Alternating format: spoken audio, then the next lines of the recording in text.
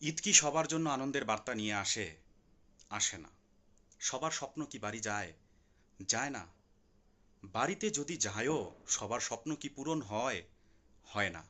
আপনার আমার কিছু দায়িত্ব আছে। এবারের ঈদে আসুন সেই দায়িত্বগুলো পালন করি।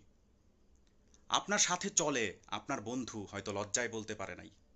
আপনার নিকট আত্মীয়, আপনার প্রতিবেশী কিংবা আপনার চেয়ে আর্থিকভাবে দুর্বল যে কোনো একজন এই সমাজেরই আপনার পরিচিত, যিনি লজ্জায় হয়তো বলতে পারে নাই যে তার সন্তানের জন্য একটা জামা কিনতে পারে নাই, লজ্জায় হয়তো বলতে পারে নাই এবারে ঈদ উপলক্ষে কোনো বাজার সদাই তার ঘরে আসে নাই, ক্রয় করতে পারে নাই। আপনার আমার দায়িত্ব তার একটু খোঁজ নেওয়া।